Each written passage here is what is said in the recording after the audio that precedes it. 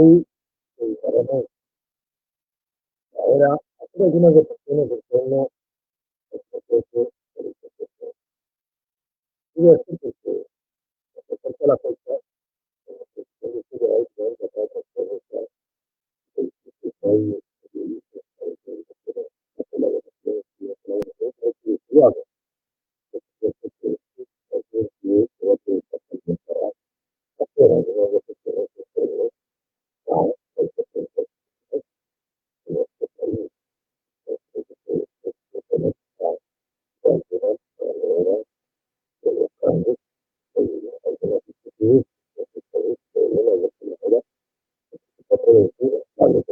también probablemente por asuntos de escuela y ahí estamos. La independencia nuestra, la de Costa Rica, se gesta como un proceso de una independencia más amplia, que es la independencia realmente de Centroamérica, y esta a su vez dentro de la independencia de América Latina. Este es un proceso que lleva sus años de preparación y sus años de lucha. Lo que vamos a hacer hoy es hacer algunas reflexiones en torno a esta fecha y hablar de algunos asuntos y temas y problemas que alrededor de esto se ha señalado o se ha comentado o se trae a veces por tradición y costumbre como conceptos, a veces también conceptos errados, infundados o que no le hacen un bien a la interpretación histórica de nuestro país. Esta fecha de 15 de septiembre es la fecha en la cual Guatemala declara la independencia. Ahí estaba la Diputación Principal de todo Centroamérica y ahí nosotros dependíamos en algunos aspectos de la administración colonial de Guatemala y dependíamos de otros aspectos de la administración colonial de la Diputación de León, que comprendía León, Nicoya y nosotros. De manera que eso explica también por qué a nosotros nos llegaron dos actas, el acta de Guatemala y el acta de León, ¿verdad? La primera pregunta que tenemos que hacernos es si realmente la fecha del 15 de septiembre es la fecha que debemos celebrar la independencia de Costa Rica, ¿verdad? Para hacerlo como pregunta de Costa Rica. Esa es una discusión que aún entre historiadores y otros analistas sociales no tiene acuerdo definitivo. Hay quienes sostienen que el acta del 15 de septiembre es la que nos independiza y hay otros que creemos y estamos en esa tesis de que el acta del 29 de octubre es la que marca la declaración de independencia de Costa Rica en 1821. Veamos por qué. Cuando se declara la independencia de Guatemala, el 15 de septiembre, en el acta se establece claramente que esa es la decisión de los guatemaltecos, de Guatemala. Y por ello se ordena comunicar inmediatamente al resto de los pueblos que formaban la Diputación, el Reino de Guatemala o la vieja Capitanía General, como la queramos llamar, que formábamos parte también del Virreinato de México, porque ahora después voy a decir algo también del movimiento independentista en México. Y por eso el acta se pone a correr entre los pueblos de la región. El 21 de septiembre en El Salvador, con conocimiento de lo que se ha resuelto en Guatemala, se acuerda declarar la independencia de El Salvador. Esa es la fecha de independencia de El Salvador. Sigue el acta bajando ahí hacia Nicaragua y Honduras, y el 28 de septiembre en ambas regiones, en Nicaragua y en Comayagua, en Honduras, se declaran también independientes, ¿verdad? Del acta de Nicaragua de 28 de septiembre nos quedó a nosotros la coletilla aquella de que era una declaración de independencia hasta que se aclararan los nublados del día.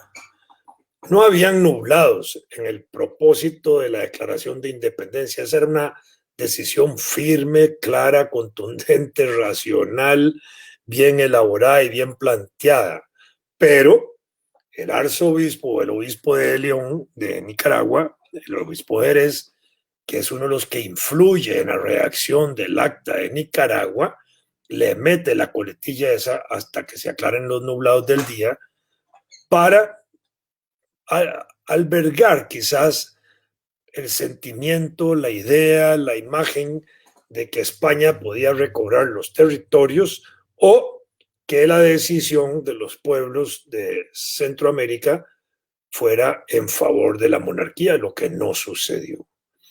Esa acta del 28 de septiembre fue la que nos llegó a nosotros, pero unos días después, 12 de octubre, 11 de octubre, en Nicaragua rectifican la decisión de septiembre y declaran la independencia de manera absoluta de Guatemala. A nosotros el acta nos llegó a mediados de octubre. El 13 de octubre ya la teníamos en nuestras manos aquí. Nos habían llegado el acta de Guatemala y el acta de Nicaragua. Ambas ponían en conocimiento de los pueblos de Costa Rica la determinación de nombrar delegados para que se reunieran en Guatemala posteriormente para tomar decisiones luego. Y en conocimiento de esas actas, la autoridad colonial de Costa Rica, que todavía existía, el gobernador Juan Manuel de Cañas, que era un déspota, un opresor, un viejillo autoritario, tomó la decisión de comunicar, de hacer circular esa noticia entre los pueblos para que nombraran delegados que se reunieran en Cartago el 29 de octubre para conocer lo que se había resuelto en Guatemala, lo que se había resuelto en cada pueblo de Costa Rica mandando delegados y se tomara la decisión correspondiente. De manera que el 29 de octubre en Cartago ya estaban reunidos representantes de distintos pueblos del Valle Central y de zonas aledañas con sus delegados. El 28 de octubre en la noche, José Santos Lombardo, uno de los asistentes, tomó la decisión de desarmar, de quitarle las armas al gobernador colonial. No era un armamento muy grande, pero eran armas al final de cuentas que estaban en manos del gobernador y de la poquilla milicia que había en el país. ¿Con qué propósito hizo eso Santos Lombardo? Probablemente para evitar que el gobernador usara esas armas contra la declaración de independencia que se iba a tomar en la mañana del día 29 de octubre y también para asegurar con esas armas la independencia que se iba a declarar en el caso de que el gobernador conspirara contra ella. Así de simple. No hubo que tirar un tiro, no hubo una guerra militar en Costa Rica por la independencia, pero eso no desmejora ni debilita el proceso de nuestra independencia. ¿Por qué? Porque los ejércitos que lucharon por la independencia, como se dio en Sudamérica y en otras regiones, se formaron, se gestaron y desarrollaron en función de los ejércitos coloniales que había que combatir y derrotar. Porque en esas otras regiones sí habían ejércitos coloniales, no de cientos de personas, a veces de miles. Y en ese sentido había que crear soldados como combatientes preparados para dar las guerras anticoloniales que se dieron de carácter nacional libertador en el continente. En Costa Rica no hubo necesidad. En Centroamérica literalmente tampoco hubo necesidad, aunque en algunas regiones en el periodo entre 1810 o 11 para ser más precisos y 1821 hubo algunos levantamientos, enfrentamientos y hasta luchas militares contra la dominación colonial, pero que no se desarrollaron de una manera permanente durante todos esos años para haber tratado de acelerar el proceso de la independencia, ¿verdad? Entonces, aquí derrotamos la idea de que por no haber tenido guerras militares contra o combates en ese sentido por la independencia de carácter militar, la independencia nos llegó regalada. No nos llegó regalada. La independencia fue luchada.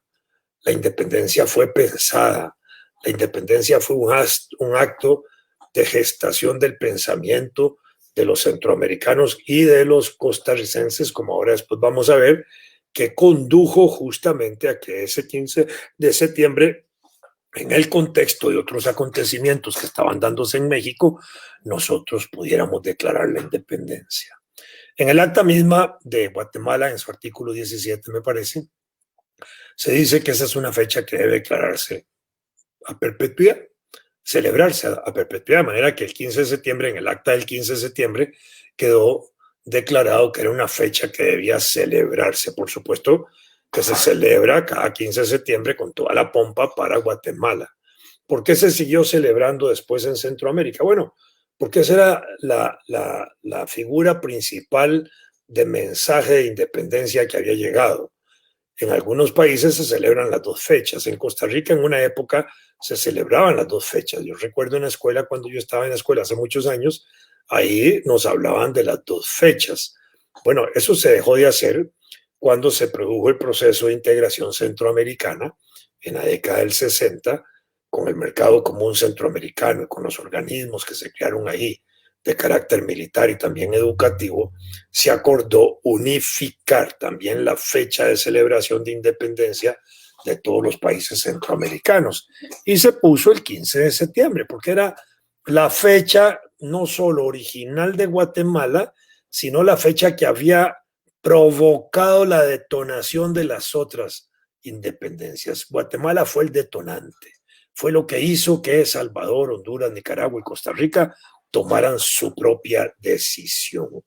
Si nosotros no hubiéramos tomado esa decisión de manera específica, precisa y particular, obviamente la independencia, la fecha de la independencia nuestra sería la de 15 de septiembre, pero no lo es.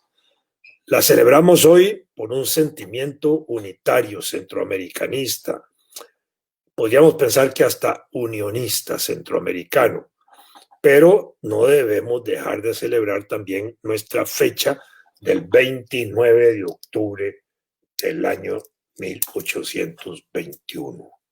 Incluso para el gobierno de la República me parece que va a ser un gran problema el próximo año, porque harán todos los esfuerzos para celebrar el 15 de septiembre como la fecha del bicentenario, y en eso va a estar metido todo el país. Pero el 29 de octubre, cuando se firma el acta de Cartago, la declaración de Cartago, también se cumplen 200 años de esa declaración. Y la municipalidad de Cartago no se va a quedar de brazos cruzados. Y el alcalde de Cartago, Mario Redondo, tampoco se va a quedar de brazos cruzados. Van a hacer todo el esfuerzo también por darle toda la pompa y la fiesta a ese acto de declaración de independencia que afirma a Costa Rica a partir de ese momento como el país independiente, soberano, autónomo, representativo, que hace surgir la representación popular, que hace surgir al ciudadano con derechos y libertades. Ya no es el siervo, el súbdito del monarca español, que además carecía de derechos y libertades. No, ahora vamos a tener al ciudadano en el periodo que inicia el periodo republicano en Costa Rica el 29 de octubre de 1821. Entonces, la celebración de la independencia, pues está claro que responde en ese sentido, en el caso del 15 de septiembre, a esos sentimientos unionistas que surgieron de aquella época y que se mantuvieron de esa manera y se continuaron de alguna manera celebrando. En el caso del partido de Nicoya fue el 26 de octubre que se sumó al proceso de la independencia, que a veces lo dejamos ahí como en un sándwich sin mencionarlo, pero está el dato de que el 26 de octubre de 1821, poquito tiempo después de nosotros, antes de nosotros más bien, ellos habían tomado la decisión también de separarse. ¿Por qué? Porque a ellos también les llegó la noticia de la independencia de Guatemala y la de León de Nicaragua. En el proceso educativo nacional debería celebrarse, estudiarse y conmemorarse la fecha del 29 de octubre. Hay que recuperar esa fecha. No le hace ningún daño a los jóvenes ni a los estudiantes que alrededor del 29 de octubre se profundice y se estudie un poquito más la historia nacional, pero sobre todo que se haga una revaloración del momento histórico y aprendamos también con ello a valorar y a reconocer las personas que en Costa Rica jugaron papeles importantes en ese proceso. Un elemento que me parece que hay que tenerlo claro, porque aquí se celebra el desfile del 14 de septiembre cuando llega la antorcha desde Guatemala, es el siguiente. Por eso es que he llamado esta conversación reflexiones y comentarios, porque son reflexiones y comentarios. Esa antorcha, la TEA, que recorre todo Centroamérica, fue una idea del entonces maestro del deporte, que era director general de deportes de Costa Rica, profesor Alfredo Cruz Bolaños, que en medio de esa integración centroamericana se le ocurrió proponer la fecha del 14 de septiembre para el recorrido de la antorcha, que llega aquí el 14 de septiembre, que sale antes en Guatemala a pie recorriendo todo el territorio de la región y que simbólicamente llega prendida a Cartago. Esa TEA no existió en el proceso de la independencia. La independencia no nos llegó como noticia de noche, llegó de día, porque en esa época no se podía transitar por los caminos de Costa Rica y menos desde Nicaragua hasta aquí, o desde Punta Arenas hasta aquí, o de Guanacaste misma, a pie de noche. No habían carreteras adecuadas, los caminos eran muy malos, muy deficientes, era muy peligroso andar de noche porque habían animales felinos que podían comerse a las personas. Yo pequeño, en los años 50, 60, que me llevaban a Guanacaste a veces a pasear y a descansar invitado, yo tenía 10 años y a veces en la calle, en las zonas esas, ya llegando a Nicoya, Santa Cruz y esas zonas, veíamos pasar por las calles no solo venados, sino a veces tigres, manigordos. Entonces, eso era un indicio de que si hace 60 años sucedía eso, hace 200 años, pues debían haber andado en manada. Entonces, era muchísimo más peligroso. La noticia de la independencia a nosotros nos llegó de día. Tengamos certeza de que así fue. Pero entonces, ¿qué simboliza la TEA y la antorcha? La luz, la claridad frente a la opresión colonial, frente a la dominación colonial. Ese es el símbolo de esa TEA, claridad y luz, libertad frente a opresión, frente a la oscuridad que podía significar el régimen colonial. Y ese es el encanto que tiene hoy, por supuesto, la celebración del 14 con el recorrido de la TEA, porque es como un recorrido por todo el territorio nacional, reafirmando la libertad, la autonomía, la independencia, la soberanía, con toda la transparencia del caso, ¿verdad? Y diciendo con esta luz, con esta TEA, quemamos, destruimos el régimen colonial, el oscurantismo que eso significaba, la opresión que eso significaba en el pueblo costarricense. Y no estoy usando estos términos gratuitamente. Recién independizada Costa Rica, las mismas personas que declaran la independencia de Costa Rica empiezan a señalar al último gobernador de Costa Rica como un hombre opresor, un déspota, un señor autoritario. Esos eran los conceptos que habían y eso significaba sencillamente que el régimen colonial había sido de esa característica, autoritario, opresivo, despótico, donde no habían ejercicios de libertades ni derechos. Por eso es importante eso. La otra cuestión es si la independencia en Centroamérica tuvo lucha o no. Por supuesto que tuvo luchas. Y vamos a decir una cosa más importante todavía que tal vez no todo el mundo maneja, incluso personal calificado, profesores de estudios sociales, de historia, colegas que a veces no manejan bien la totalidad de los conceptos o la precisión de los conceptos. El primer grito de independencia que se produce en Centroamérica lo da un costarricense que estudiaba en Guatemala medicina, un joven que había partido a Guatemala en 1807 y en 1808 ya está hablando a favor de la independencia y escribiendo alrededor de la independencia. Ese se llamó Pablo Alvarado Bonilla, el ciudadano Pablo, se le ha dicho en reiteradas ocasiones y hasta se ha escrito algo sobre el ciudadano Pablo, ¿verdad? Bueno, el ciudadano Pablo, en esa época, Pablo Alvarado, en Guatemala, escribe, alienta, agita las ideas de la independencia. Y durante ese periodo, desde 1808 hasta 1821, pasa más en la cárcel que en la libertad. Incluso hubo momentos en que el gobernador de Guatemala quiso enviar a Pablo a Costa Rica y el gobernador de Costa Rica decía que no, que mejor lo dejaran allá. Y ahí se quedó, siempre entre la libertad y la cárcel, y siempre abrigando, alentando y fortaleciendo sus ideas de independencia. Entre 1809 y 1821 hubo algunos movimientos de resistencia a la dominación española en Centroamérica. Se les ha llamado movimientos antiespañolistas o anticonformistas con la situación de dominación colonial. Así, en la ciudad de Chiapas, en la ciudad real de Chiapas, en 1809 se produjeron movimientos. En 1810 también en Guatemala.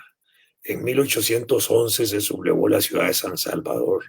En 1811 de nuevo se sublevan en Salvador y también en León y en Granada y en otros pueblos de Nicaragua hubo movimientos de esa naturaleza. Las hubo también en Honduras, en Tegucigalpa y en Chiquimula, en Guatemala, donde se dio la llamada conspiración de Belén entre 1812 y 1813. De nuevo en El Salvador, en 1814, se produjeron otros movimientos de resistencia antimonárquicos. Y en Costa Rica no nos quedamos atrás.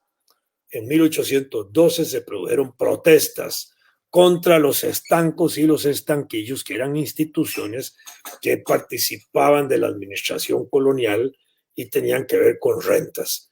Entonces, allí hubo protestas contra la representación colonial en el territorio de lo que era ya Costa Rica. Con motivo de estas luchas, tropas fueron trasladadas desde Costa Rica a Nicaragua para defender a las autoridades coloniales más fuertes que estaban en Nicaragua, o a Guatemala o a México, donde estaba el virrey, que era la parte más grandota del territorio nuestro, porque España había dividido a la América hispana en virreinatos, en 4 grandes virreinatos. El de Nueva España, o el de México, el de Nueva Granada o Colombia, el de Perú y el del Río La Plata, abajo en Argentina y esa zona. Entonces ahí estaban los virreyes, que eran como decir los representantes del rey en persona, ¿verdad? Eso es importante. La otra cuestión es que en ese periodo, cuando ya está iniciado el proceso de la independencia, a Cartago, las Cortes de Cádiz, por iniciativa de nuestro representante diputadil allá, Florencio del Castillo, se le otorgó el título de muy noble y leal ciudad. ¿Por qué fue eso? Eso respondió a una situación particular que es interesante también tenerla presente para nosotros. España había sido ocupada por Napoleón Bonaparte, el revolucionario e emperador francés. Trataba Napoleón de llevar en punta de lanza el concepto de república, los conceptos antimonárquicos por toda Europa e incluso quiso llegar hasta Rusia.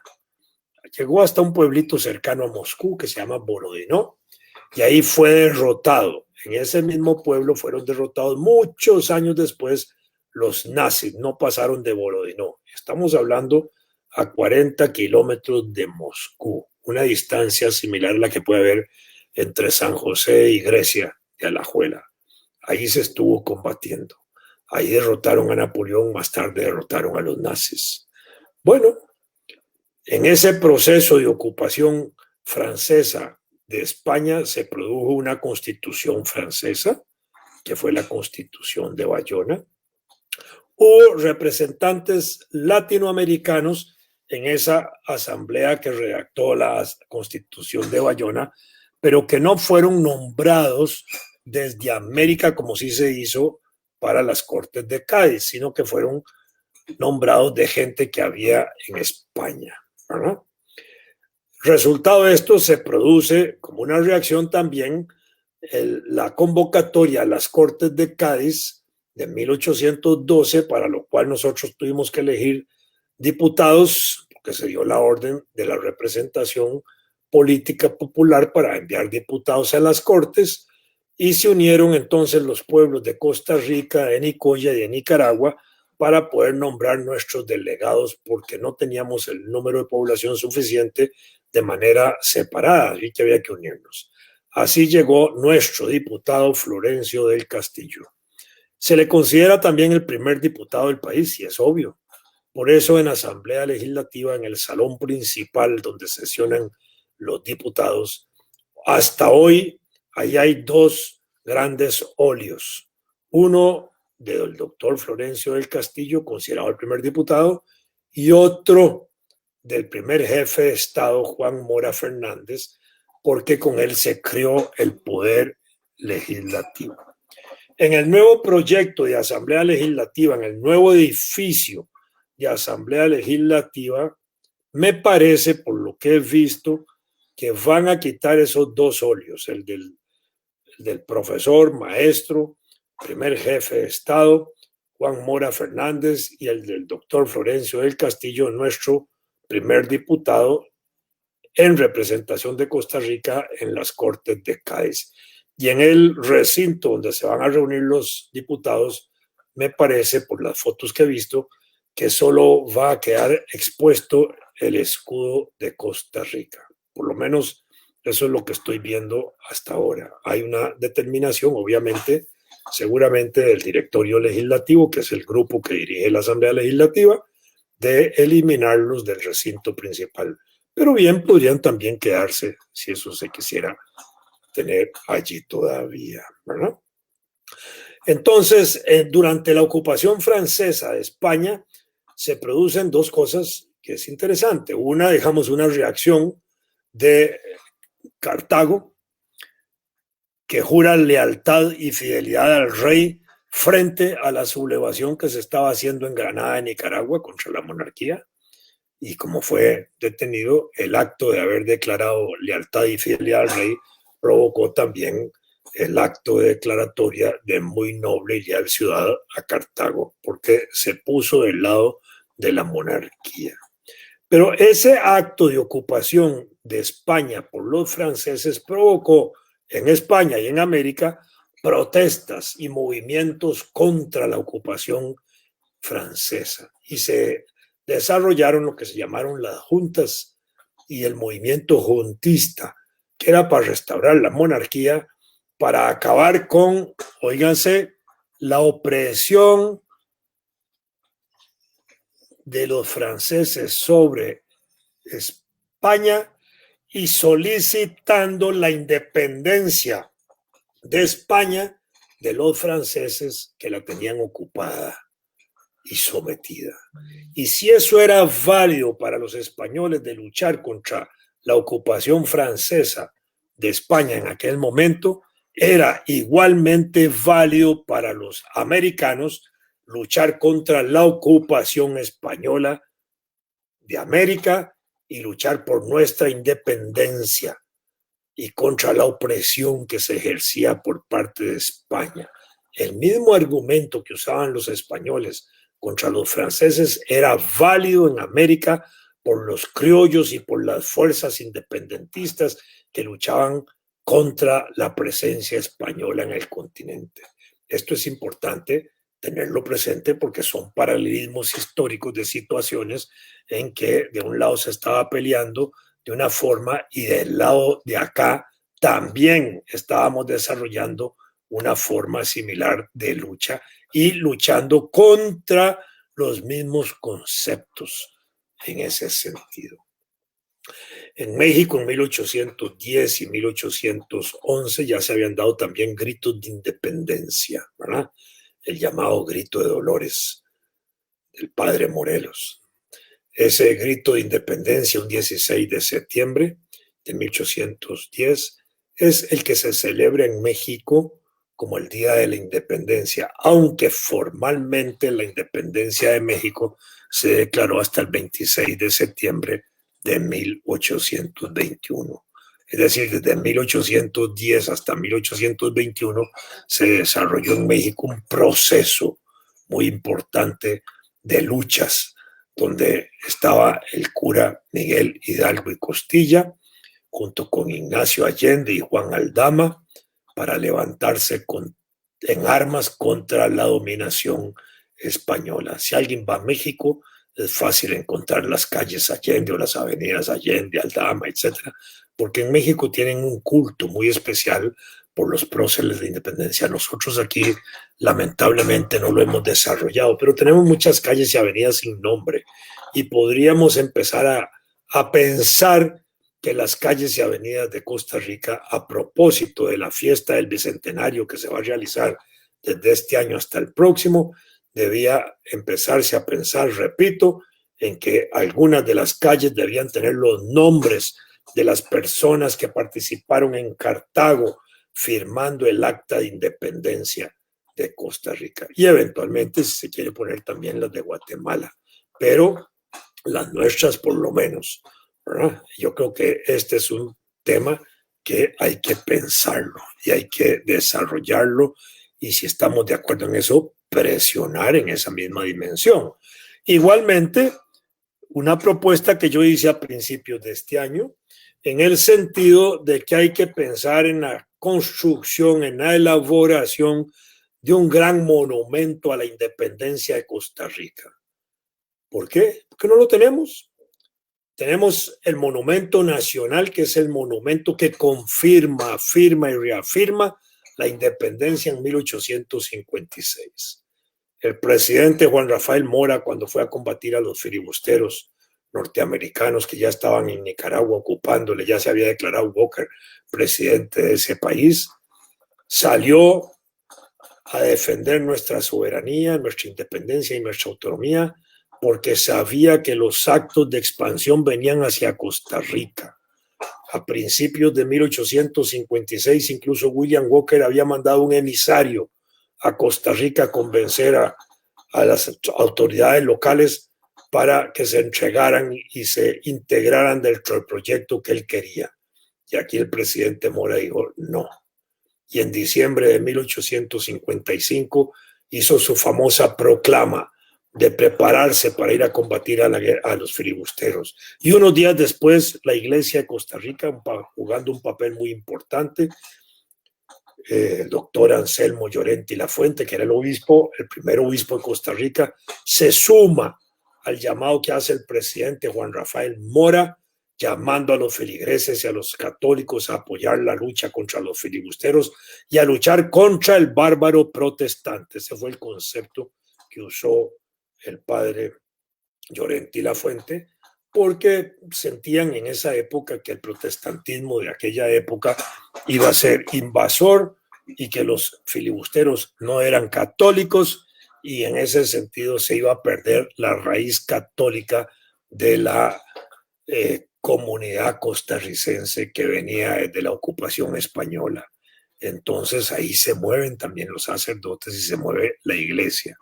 Y entonces empezamos a entender que en el proceso de la independencia hay parte de la iglesia que se compromete con la independencia. También había una parte muy poderosa que no estaba comprometida con la independencia, que eran las autoridades oficiales de las iglesias, los obispos y los arzobispos. Todos estaban con la monarquía, todos estaban defendiendo el régimen colonial, pero en sus iglesias sí habían sacerdotes que estaban luchando y apoyando la lucha anticolonial por la independencia y la liberación de las colonias.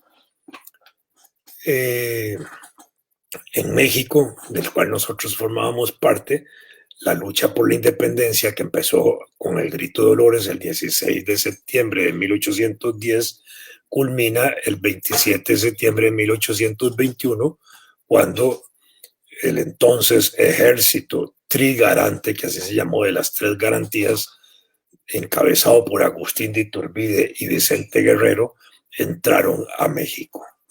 Después de una gran cantidad de enfrentamientos político-militares que hubo durante esos años en México. Sobre esa marcha hasta septiembre de 1821 en México, también las zonas cercanas a Guatemala geográficamente ya habían ido declarando la independencia, entre ellos Chiapas, que estaba formando parte de la Capitanía General de Guatemala o del Reino de Guatemala o de la Diputación de Guatemala. En ese sentido, se declara la independencia en Chiapas y repercute inmediatamente en Guatemala para que el 15 de septiembre de 1821 Guatemala se realice el acto de declaración de la independencia. Pablo Alvarado, nuestro gran patriota, nuestro gran costarricense allá, Cartago por todos los costados, había publicado desde 1808 una hoja volante que llamaba El Hispanoamericano, en la que llamaba a la libertad de la dominación española. Y ya en 1808 señalaba que ese proceso estaba en un punto crítico. Me imagino que el punto crítico era para la dominación española y no para la lucha por la independencia, ¿verdad? El mismo Pablo Alvarado se consideró él mismo en escritos como la persona que había lanzado el primer grito de independencia en Centroamérica, ¿verdad? En los días finales de la dominación colonial, Pablo está ahí también en los días del 15 de septiembre, en esos días de septiembre, está en Guatemala intensamente participando de todo ese proceso, y justo en la declaración de independencia también nos manda en esa fecha una carta a los costarricenses para que resolvamos de conformidad a la independencia. Y después inmediatamente influye también para la redacción de la primera constitución política de Costa Rica, que se llamó Pacto Social Fundamental Interino de Costa Rica, o Pacto de Concordia, ¿no?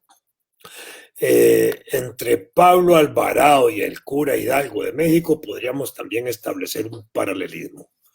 Si el cura Hidalgo, el 16 de septiembre de 1810, lo que hace es un manifiesto declarando la independencia de México, pero no se declara la independencia formalmente, y se toma como fecha del acto de independencia, igualmente podríamos nosotros considerar, ahora sí viene esto más interesante, la fecha del 15 de septiembre de 1808, que es cuando Pablo Alvarado hace su grito de independencia. Fíjense qué casualidad histórica, un 15 de septiembre también de 1808. De manera que si quisiéramos celebrar el 15 de septiembre, lo podríamos celebrar antes que el Grito de Dolores de México y, por supuesto, como una fecha también nuestra, porque es un costarricense el que hace esa declaratoria pública pidiendo la independencia del colonialismo español. De manera que a mí, si es 15 de septiembre o 29 de octubre, podemos celebrar las dos, pero la mía, la nacional, la costarricense, es la del 29 de octubre de 1821. A este aspecto es que yo también propongo que se elabore, se construya, se edifique por concurso público, de la manera que sea, un gran monumento a la independencia nacional. No lo tenemos. Ahí puede estar Pablo Alvarado parado, pueden haber otros próceres de independencia, puede simbolizarse en un monumento similar al de la campaña nacional el esfuerzo que se hace de Centroamérica en esa lucha, etcétera, ¿verdad? Hay historiadores que proponen otras luchas, otras fechas para la celebración de independencia. como la fecha del 5 de abril, que es la guerra de Ochomogo, porque allí se enfrentaron dos sectores de la sociedad costarricense, unos que propiciaban la total independencia y otros que propiciaban la incorporación en ese momento al imperio de Agustín Iturbide de México. Pero cuando hablamos aquí de imperialistas y republicanos, hay que entender que los imperialistas que se querían anexar a México eran republicanos también, porque México ya no era colonia española o estaba en el proceso de dejar de ser colonia española. El proyecto imperialista de Iturbide era dentro de un concepto republicano, no monárquico, aunque él se hubiera declarado emperador. Son las formalidades de la época y las ilusiones quizás de algunos políticos y militares que en determinadas circunstancias se enamoran de sí mismos, ¿verdad? Esa es una fecha, pero esa es alguien que ha planteado esa posibilidad y es válido porque en estas cosas de fechas y de hitos y de acontecimientos históricos perfectamente pueden haber diferencias de interpretación. Entonces aquí, digamos, en lo esencial hemos señalado que la independencia no nos fue regalada, fue luchada, que fue impulsada incluso por un costarricense en toda la región y que en América, en Centroamérica, hubo procesos de resistencia y de lucha anticolonial y que la independencia de la región de Centroamérica y la nuestra dentro de ese proceso correspondió a cómo también dentro del Virreinato de México se venían dando los sucesos para independizar a todo el virreinato en ese sentido, ¿verdad? La independencia se afirma y se reafirma en la guerra de 1856, así lo dijo también nuestro presidente y benemérito, Juan Rafael Mora Porras, en las grandes batallas de Santa Rosa, del río San Juan, en las batallas de Sardinal, del 10 de abril de 1856, en el 11 de abril de Rivas, y en otras batallas que se dieron en ese periodo, y después cuando volvimos, después de que tuvimos que salir de Nicaragua por la peste y el cólera, a lo que se llama la segunda campaña, a continuar la lucha hasta la rendición de William Walker el 1 de mayo de 1857. Acto de rendición que debe celebrarse también con toda la pompa. Actualmente celebramos más bien el Día Internacional del Trabajo y también es válido eso, pero la fecha que le da origen a la celebración y al día feriado en Costa Rica es justamente la rendición de William Walker, que el 1 de mayo, con ese motivo, se declaró feriado obligatorio para celebrar y conmemorar la rendición y derrota de los filibusteros. Otra cosa interesante es que al momento de declarar la independencia de Costa Rica, 29 de octubre, y darse a conocer las noticias en el resto de las ciudades para confirmar la independencia declarada en Cartago, en San José y en Alajuela se desconoce la autoridad colonial que seguía interina en Costa Rica mientras se juraba la independencia. Y a mediados de noviembre, el 12 de noviembre, desconociendo la autoridad colonial que todavía existía, San José y Alajuela convocan para establecer la primera junta de delegados de Costa Rica, que fue lo que podríamos llamar el primer gobierno en vida independiente. 11 y 12 de noviembre se está convocando a eso, y esta junta de delegados a su vez convoca para que se redacte la Constitución de Costa Rica, que se hace el 1 de diciembre de 1821 con el concepto de pacto social fundamental de Costa Rica o pacto de concordia. Aquí dos conceptos, pacto social y pacto de concordia. No son gratuitos, no son casuales. Eso respondía a una filosofía política que venía desde el siglo XVII, con John Locke, con Hobbes, con Montesquieu, con Bodino, con los grandes teóricos y políticos de aquella época que con Hobbes y Locke también, que plantearon justamente y rechazaron la idea de que el poder político era una decisión de Dios. Y ellos decían que no, que el origen del poder político y el nombramiento de gobernantes era una decisión de los hombres de una sociedad que delegaban su voluntad en una persona para que los gobernara, pero que si esa persona que los gobernaba se convertía en un déspota, en un tirano, en un opresor, en alguien autoritario o gobernaba contra el pueblo, ese pueblo que lo había elegido tenía también un derecho natural a la sublevación para cambiarlo y nombrar otro que estableciera la armonía entre gobernante y gobernado. Y esta cuestión es importantísima entenderla, porque con ese concepto de pacto social y pacto de concordia se redacta la Constitución en 1821, es decir, que las personas que redactaron esa Constitución, entre ellos Pablo Alvarado, sabían, conocían la teoría política más importante de la época, de los grandes dirigentes políticos liberales, de los enciclopedistas, de los que alimentaron el pensamiento revolucionario de Francia, etcétera. Yo creo que esta es una cuestión también importante que debemos señalar hoy. ¿Por qué? Porque no era gente inculta.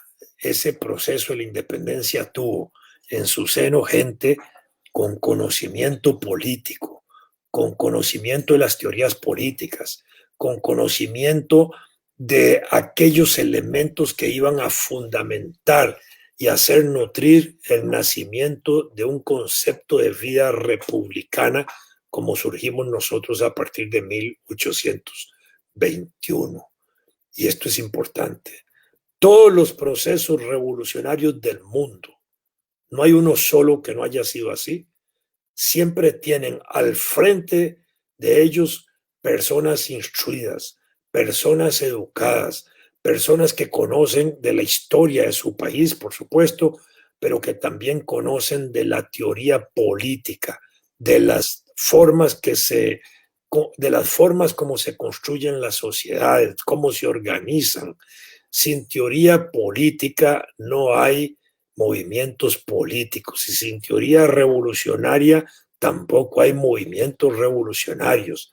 Las ideas de la independencia arropadas por estas ideas antimonárquicas eran las ideas revolucionarias de la época, y los revolucionarios de la época eran independentistas, liberales, en ese buen sentido de la palabra, y que de paso se traían al frente de ellos la Declaración de los Derechos del Hombre y del Ciudadano del 26 de agosto de 1789, que la Revolución Francesa también había pronunciado o había declarado.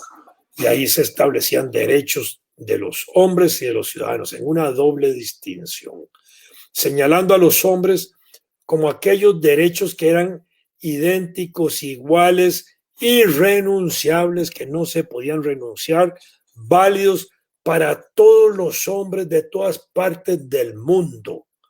¿Podemos entender esa declaración como derechos del hombre y de la mujer? Por supuesto que sí, aunque la misma Revolución Francesa en 1793 aprobó también una declaración de los derechos de la mujer y de la ciudadana, que es en términos de su contenido prácticamente idéntica a la Declaración de los Derechos del Hombre y del Ciudadano.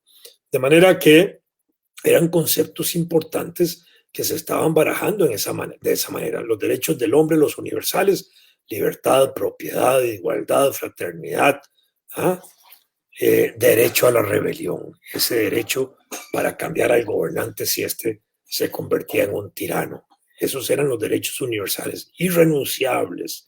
Y también los derechos ciudadanos, que ahí se ponía una lista como libertad de expresión y ese tipo de cosas, que eran los derechos también irrenunciables y que, de acuerdo a ese concepto de derechos del hombre y del ciudadano, los derechos del hombre que son irrenunciables, los de los ciudadanos también, pero los de ciudadanos pueden adoptarse o pueden no adoptarse en determinadas circunstancias, en determinadas también sociedades, de la misma manera como se pueden ir ampliando.